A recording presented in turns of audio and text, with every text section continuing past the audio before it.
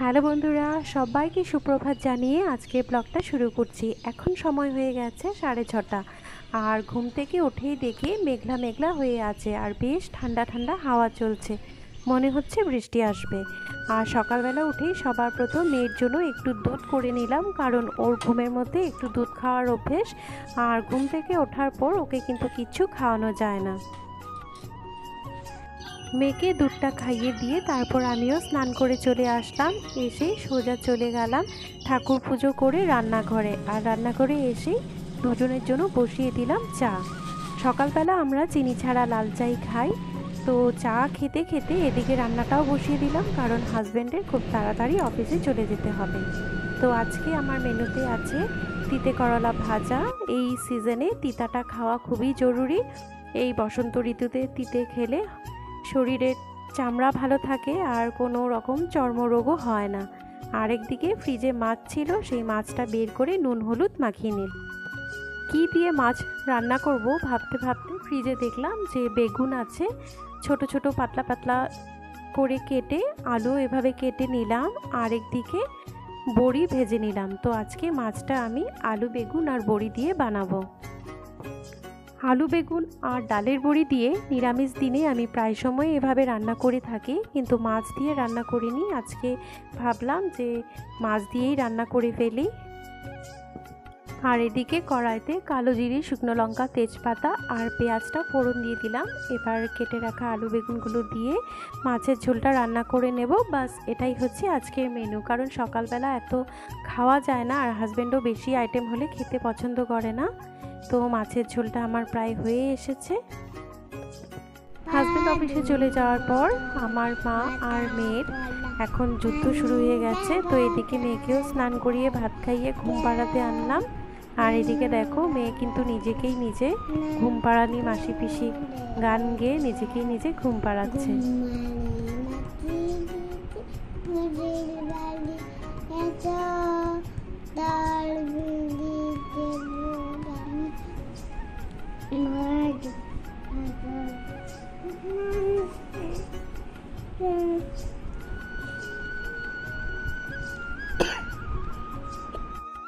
মেয়েকে ঘুম পাড়িয়ে বাড়ির অন্যান্য কাজগুলো সেরে এখন একটু চলে আসলাম বেলকনিতে। আর তোমরা সবসময়ই জানো এই বেলকনির গাছপালাগুলো আমার খুব পছন্দের। তো ফ্রি টাইমে আমি এখানে এসে সময়টা কাটাই আর গাছপালাগুলোকে দেখি। বড় জায়গা থাকলে মনের মতো করে ফুল লাগাতাম, ফুল গাছ লাগাতাম, কিন্তু এখন আমার যেহেতু ছোট জায়গা, তো সেই জায়গাটাকে আমি একটু সুন্দরভাবে মনের মতো করে গুছিয়ে তোলার চেষ্টা করেছি। আর তোমাদেরকে যে বলেছিলাম আমার বেলকনিতে অনেকগুলো পাখির বাসা আছে, তো একটা দেখো এই তুলসী গাছের টবের ঠিক পেছন দিকটাতে বাসা করে নিয়েছে। তো আমার এখানে যখন এরা বাসা করেছে তো এদেরকে আর তাড়িয়ে দেই না, এখানেই থাকে। তো এখন সময় হয়ে গেছে প্রায় 5:30 মতো বাজে, আর আমিও ছাদের উপর থেকে কাপড়গুলো এনে এখানে একটু ভাঁজ করে নিচ্ছি।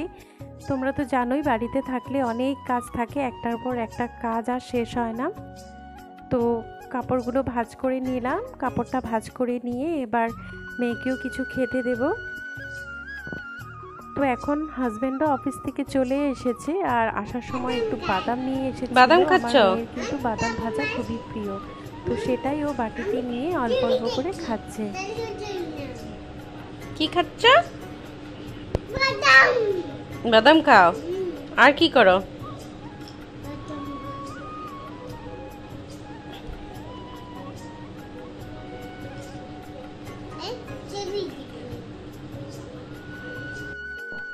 আর এদিকে এক ফাঁকে এসে আমি সন্ধেবাতিটাও দিয়ে দিলাম।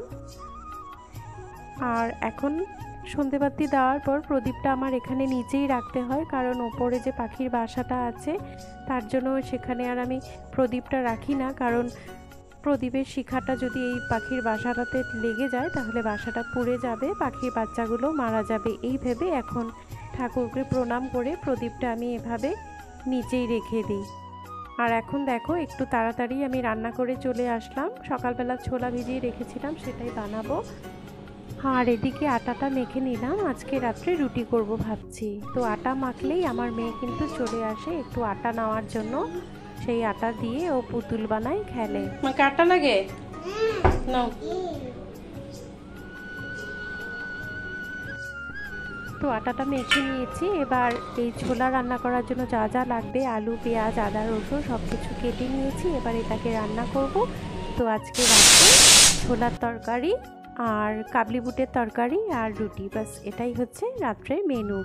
তো সারাটা দিন আমার এভাবেই কাজ করতে করতে চলে যায়, বিশেষ কিছুই না। বাড়িতে থাকলে তো জানোই রোজ একঘেয়েই কাজ আমাদের করে যেতেই হয়, যদিও বোর লাগে কিন্তু করার কিছু নেই, রান্না তো করতেই হবে, খেতে তো হবেই।